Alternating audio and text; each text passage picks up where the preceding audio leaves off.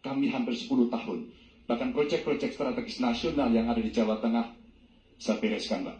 Karena itu bentuk tanggung jawab kami sebagai wakil pemerintah pusat di daerah, dan kami tahu posisi itu agar kita berada dalam satu barisan menjemput keunggulan Indonesia di 2045. Masih ada waktu, Bapak? Cukup. Cukup? Baik.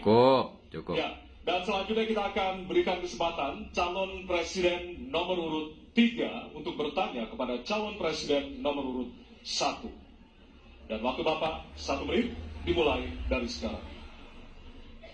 Mas Anies pernah menjadi gubernur ibu kota, dan hari ini menjadi isu publik.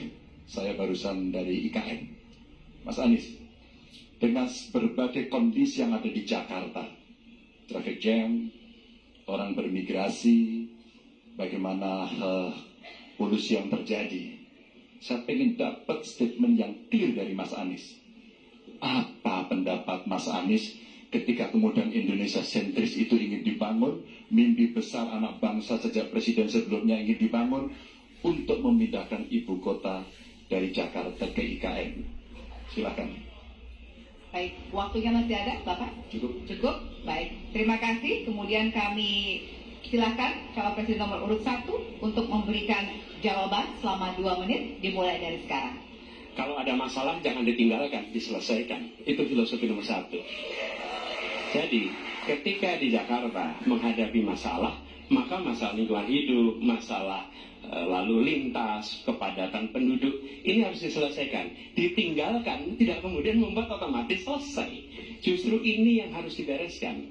Kalau kami melihat, begitu kita bicara lalu lintas, kontribusi aparat sipil negara di dalam kemacetan itu hanya 4-7%. Jadi nggak akan mengurangi kemacetan di sini.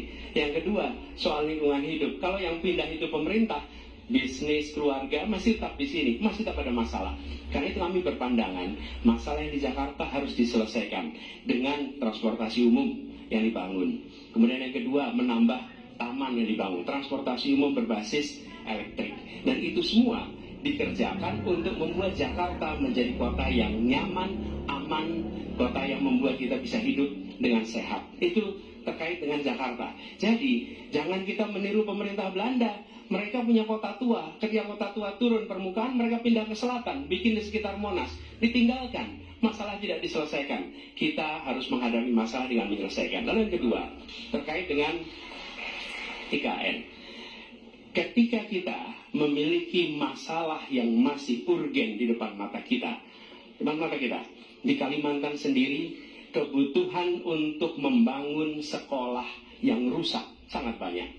Membangun kereta api atau jalur tol antar kota di Kalimantan itu urgen. Yang merasakan dari uang itu siapa? Rakyat.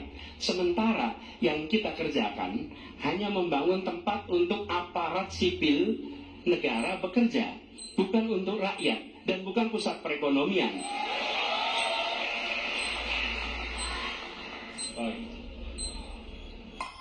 Ya, waktu Anda habis dan kami persilakan kepada calon presiden nomor urut 3 untuk menanggapi jawaban dari calon presiden nomor urut 1. Waktu Bapak 1 menit, disilakan. Apakah boleh saya simpulkan kalau begitu, Mas Anies dalam posisi yang oposisi terhadap beberapa kebijakan termasuk IKN, menolak IKN dilanjutkan? Terima kasih. Cukup, Bapak? Cukup.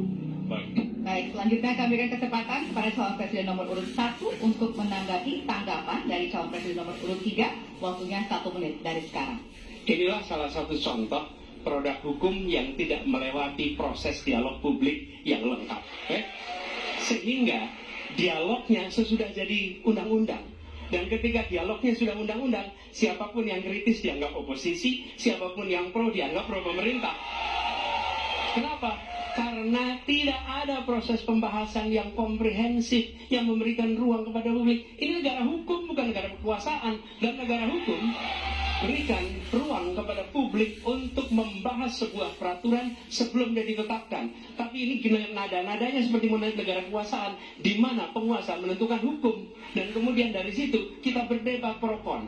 Kami melihat ada kebutuhan-kebutuhan urgen yang dibangun untuk rakyat. Kalau hari ini kita belum bisa menyiapkan pupuk lengkap, Tapi pada saat yang sama, kita membangun sebuah istana untuk presiden, di mana rasa keadilan kita? Oke? Waktunya sudah habis. Ya, dan kami masih ada satu segmen lagi. Untuk itu kami persilakan kepada bapak-bapak untuk kembali ke tempat duduk masing-masing. Masih ada satu segmen lagi untuk bertanya dan juga saling menanggapi. Kami persilakan bapak-bapak untuk kembali ke tempat. Satu segmen lagi untuk tanya jawab. Mohon untuk tenang terlebih dahulu. Kita akan lanjutkan debat dengan suasana tentunya lebih hangat.